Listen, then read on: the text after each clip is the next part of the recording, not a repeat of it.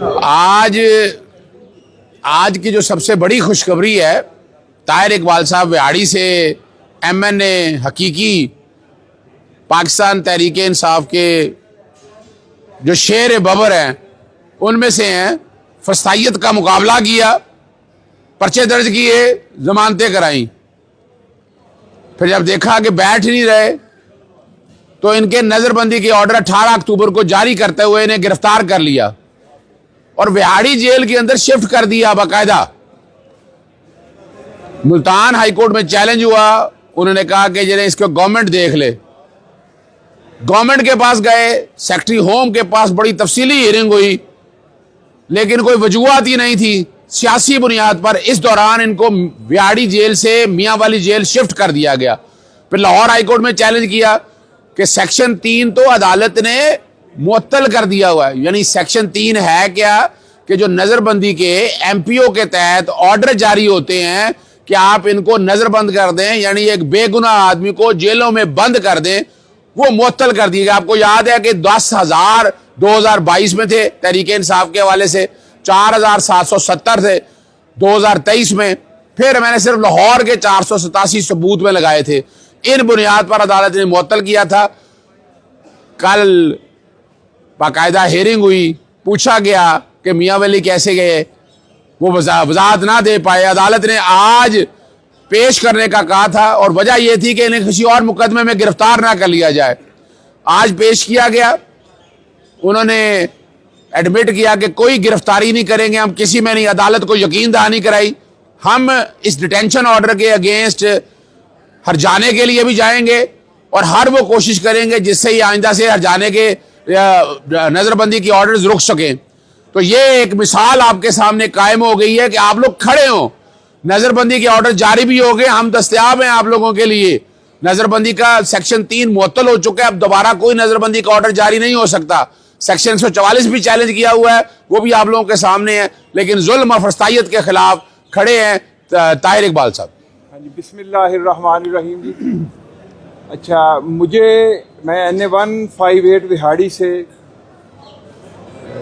MNA हूँ। 2 दफ़ा वहाँ से मैं MP रहा हूँ, 2 दफ़ा MNA मुंतखब हुआ हूँ और इस दफ़ा तीसरी दफ़ा भी मैं मुंतखब हुआ था, लेकिन फॉर्म 47 के ज़रिए मुझे हरा दिया गया।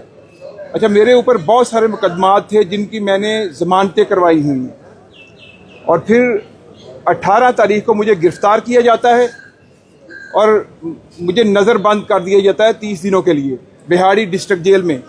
14 दिन मुझे वहाँ रखा जाता है और फिर उसके बाद मुझे मियां वाली जेल मुंतकिल कर दिया जाता है और आज तकरीबन 14 दिन के बाद ही मुझे हाई कोर्ट के ऑर्डर पे यहाँ पे लेके आए। आज मैं रिलीज़ हुआ हूँ और मुझे एक ऐसे मुकदमे में वो नामजद करना चाह रहे हैं, पंजाब कॉलेज का जो है जिसमें एहतजाज हुआ है विहाड़ी में। और मैं विहाड़ी के तकरीबन 24 साल से सियासत कर रहा हूँ। 1 दफ़ा यूनियन कौंसिल का नाज़म, 2 दफ़ा MPA और 3 दफ़ा MNA मुंतखब हुआ हूँ, लेकिन मैं विहाड़ी में नामालूम हूँ और मुझे नामजद किया गया है तरतीमा बयान में। तो मैं ये समझता हूँ कि ये सारे वो हथकंडे हैं जो पाकिस्तान तहरीक इंसाफ के ख़िलाफ़ इमरान खान के साथ वफादारी जो निभा रहे हैं उनके ख़िलाफ़ हथकंडे इस्तेमाल किए जा रहे हैं। तो मैं अल्लाह ताला का लाख लाख शुक्र अदा करता हूँ और अपनी पूरी वकला की टीम का, अज़हर सदीक साहब का।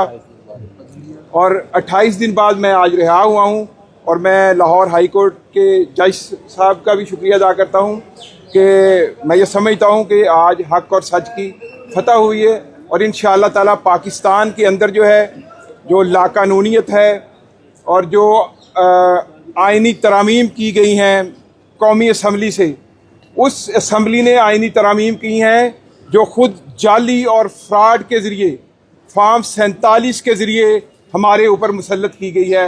मैं ये समझता हूँ कि यह जो आइनी तरामीम है ये 8 फरवरी को पूरी पाकिस्तानी जो कौम है उन्होंने इस पूरी क़ियादत को रद्दी की टोकरी में फेंका है, इनके ख़िलाफ़ अदम एतमाद किया है। और मैं ये समझता हूँ कि जब तक आप 8 फरवरी का जो मैंडेट है उसे तस्लीम नहीं करेंगे, ये पाकिस्तान तरक्की नहीं कर सकेगा यहाँ पर आइन और कानून की हुक्मरानी नहीं होगी। जब तक आइन और कानून की हुक्मरानी होगी तभी ये मुल्क जो है हकीकी मानों में ये आज़ाद भी होगा और तामीर और तरक्की की मनाजिल भी तय करेगा। शुक्रिया जी। थैंक यू जी। फुटेज बनाने इकट्ठी गल करते बना छड़ी ना अज एक ढा लेने तुम नहीं तो तैयार हो जाने की तरफ मैं जाना जी मैं तेन पहला दस मैं जी